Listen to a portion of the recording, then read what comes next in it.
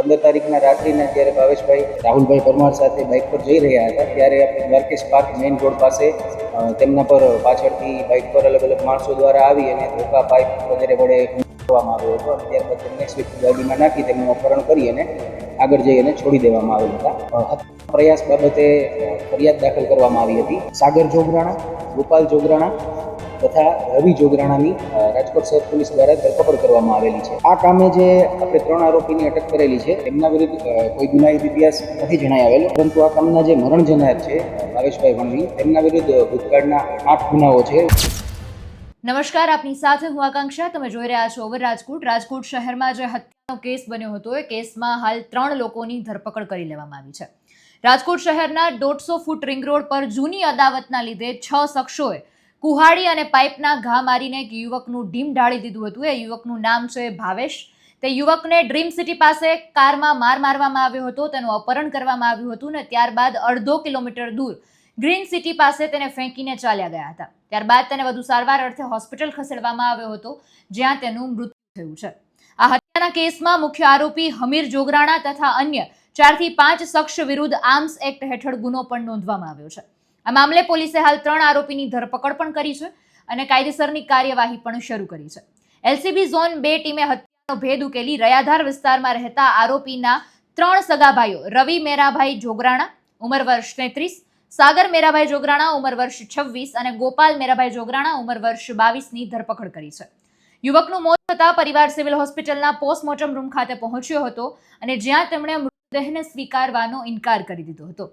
તેમજ પીએમ રૂમની બહાર દલિત સમાજે ધરણા પણ શરૂ કરી દીધા હતા. ત્યારબાદ સમાજના આગેવાનોએ કલેક્ટરને અને મુખ્યમંત્રી સમક્ષ ન્યાયની માંગ કરતું આવેદનપત્ર પણ રજૂ કરવામાં આવ્યું હતું.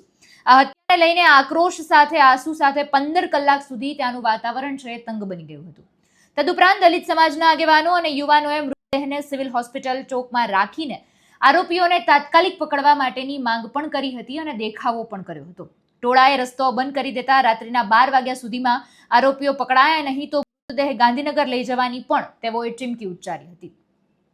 20 જેટલા દલિત યુવાનો સહિત અનેક આગેવાનોની અટકાયત કરવામાં આવી છે. અટકાયત દરમિયાન પોલીસ અને યુવાનો વચ્ચે ઘર્ષણ પણ થયું હતું.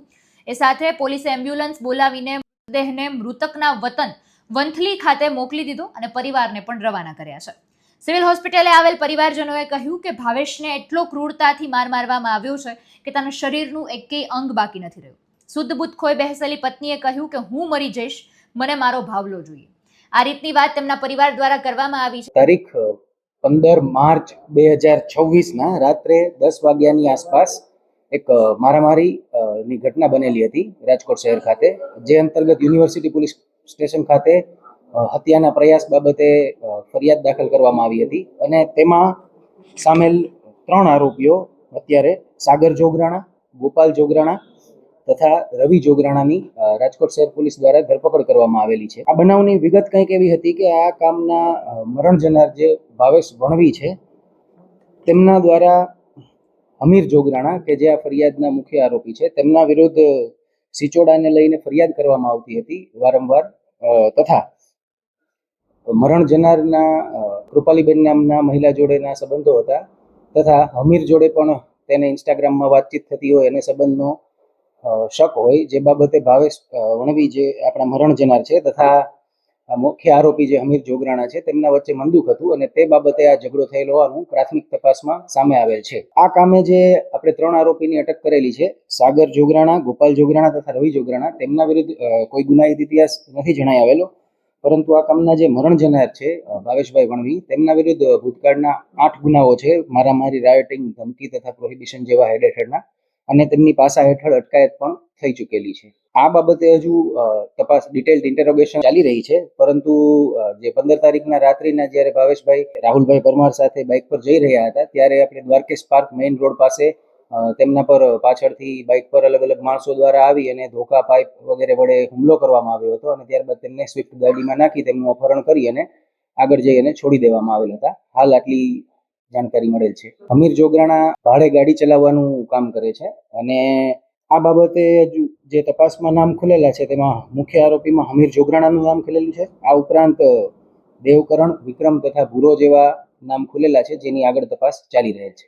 જી, યુનિવર્સિટી પોલીસ સ્ટેશન ખાતે એક અરજી કરેલી હતી, જેમાં અમે વિગત જણાવી એ રીતે જ કે કૃપાલીબેન અને ભાવેશ વણવી વચ્ચેના જે સંબંધો હોય તેના આધારે તેમને હની ટ્રેપની ધમકી પણ આપવામાં આવેલી હતી, જે બાબતે અમીર જોગરાણા દ્વારા અરજી દાખલ કરવામાં આવેલી હતી. આ તમામ આરોપીઓની હાલ અમે તપાસ કરી રહ્યા છીએ. વધારે વિગતો આવશે એટલે જાણ કરવામાં આવશે. તપાસમાં તમામ સંડોવાયેલા વ્યક્તિઓ જેમના નામ ખુલશે એ તમામ તપાસ કરવામાં આવશે. એટલે હાલ આ દિશામાં 3 આરોપીઓની ધરપકડ કરવામાં આવી છે અને કાયદેસરની કાર્યવાહી પણ શરૂ કરવામાં આવી છે અને વધુ તપાસ પણ હાથ ધરવામાં આવી છે. નમસ્કાર.